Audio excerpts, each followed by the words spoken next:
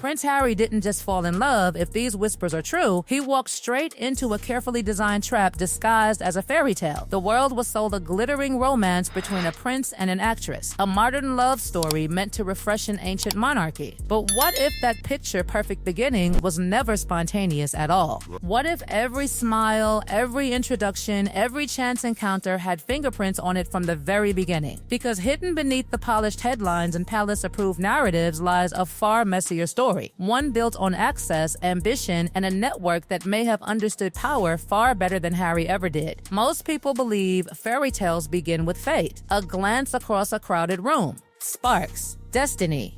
But in elite circles, fairy tales often begin with something much colder, a membership list. Before the royal titles, before the wedding bells, before the global interviews, there were exclusive clubs, luxury rooftops, private dinners, and names that kept appearing again and again. And one name sits at the center of those whispers like a shadow nobody can ignore: Markus Anderson. To the public, he was a charming social connector, but insiders have long described him as something more dangerous, a gatekeeper who knew exactly who needed to meet whom and why. If true, then Harry wasn't discovering love. He was being introduced to a strategy. Long before the world knew Meghan as a duchess, stories placed her in circles far beyond ordinary Hollywood hustle. Private events, international launches, rooms full of investors, heirs, media players, and people who don't just attend history, they shape it. The clues were small at first. Old photos, luxury settings, familiar faces in the background, travel patterns that seemed expensive for someone living a modest television career narrative. And then came the biggest clue of all: Soho House connections that seemed impossible to dismiss.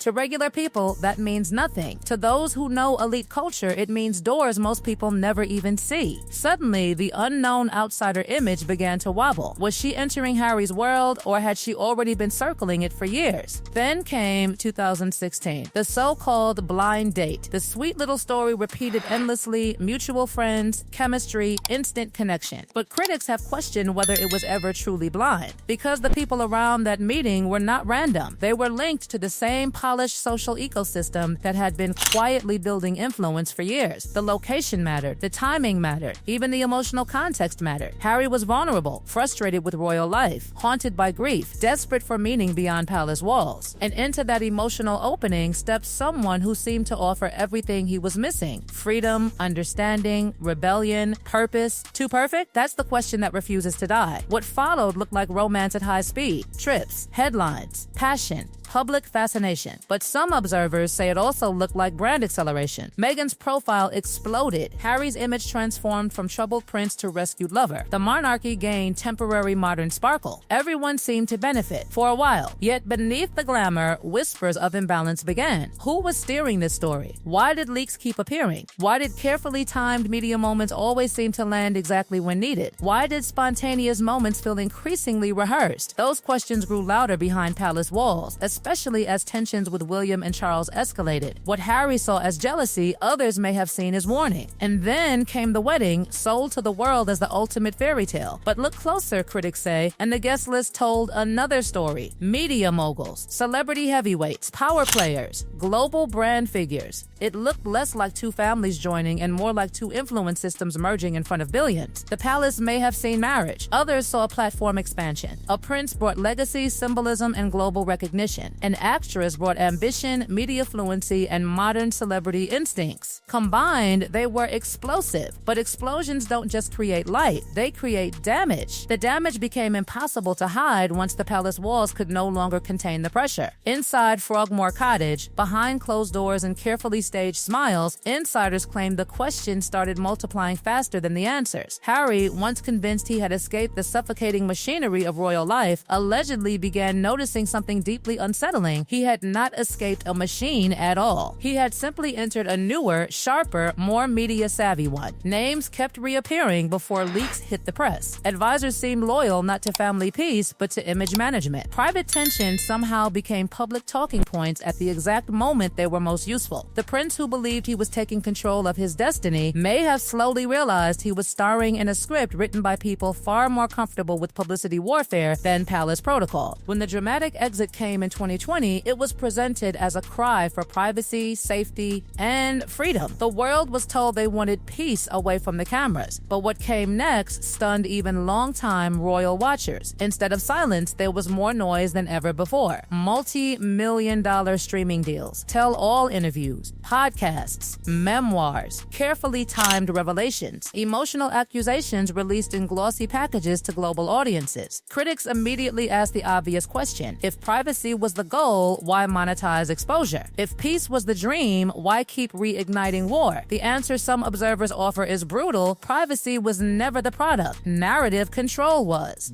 And in the modern age, whoever controls the narrative controls the throne. Harry's memoir became one of the clearest examples of this shift. It was sold as raw truth, the prince finally speaking in his own voice. Yet many readers felt something strange beneath the pages: a polished corporate rhythm, language sharpened for maximum impact, intimate pain packaged with strategic precision. Was it Harry's unfiltered heart or a professionally engineered emotional event? That suspicion only deepened when every fresh controversy seemed followed by another release, another interview, another rebrand. Whenever public sympathy dipped, a new grievance surfaced. Whenever criticism rose, another explanation appeared. It began to feel less like healing and more like campaign management. Meanwhile, the California dream was marketed as liberation, sunshine, family life, independence. But critics argue the palace was simply replaced with another court, one built not of tradition, but branding. There were no crowns, but there were contracts. No royal courtiers, but publicists. No balcony waves, but red carpets. No state speeches, but exclusive sit-down interviews. Harry once fought to escape being a symbol, yet now he seemed more symbolic than ever, the royal prince repackaged for American media consumption. And the most painful question of all lingered in the background: did he choose this role or drift into it believing it was freedom? As years passed, whispers of regret only intensified. Reports and rumors suggested Harry had become increasingly reflective, even restless. Friends were said to notice a man looking backward, revisiting timelines, rethinking introductions, questioning who knew what and when. Was the blind date truly blind? Were early warnings from William rooted in jealousy or concern? Were explosive family ruptures unavoidable or encouraged? Once doubt enters a love story, every memory becomes evidence. Every coincidence becomes suspicious. Every sacrifice feels heavier. And for a prince who gave up country, family closeness, military roots, and identity, that doubt would be unbearable. The tragedy here is bigger than gossip. It is about what happens when personal pain meets professional ambition. Harry was a man carrying grief, anger, and a lifelong hunger to be understood. Meghan was portrayed as a woman who knew how to navigate attention, power, and reinvention. Together, they could have healed each other. Instead, critics say they may have amplified each other's worst instincts: his resentment, her appetite for narrative dominance, their shared distrust of institutions. That combination turned private wounds into public weapons. And once that cycle starts, it feeds itself. Every backlash proves persecution. Every criticism becomes fuel. Every rupture becomes content. Yet the public is changing too. Audiences who once devoured every revelation now ask harder questions. Why does every chapter come with cameras? Why does victimhood always arrive with a launch strategy? Why does reinvention happen so often? The shine of the fairy tale has dimmed because people can now see the mechanics behind it. What once looked spontaneous now looks choreographed. What once looked brave now sometimes looks commercial. And what once looked like rebellion increasingly resembles a rival institution built in the monarchy's image, only monetized. Still, truth in stories like this is never clean. Maybe it really was love. Maybe two wounded people found each other in chaos and tried to survive forces larger than themselves. Maybe every suspicious pattern has an innocent explanation. That possibility remains. But what keeps this saga alive is not certainty, it is contradiction. The names, the timing, the endless publicity, the broken family bonds, the constant rebranding. Too many puzzle pieces keep resurfacing for the public to stop asking questions. And so the final mystery remains painfully simple.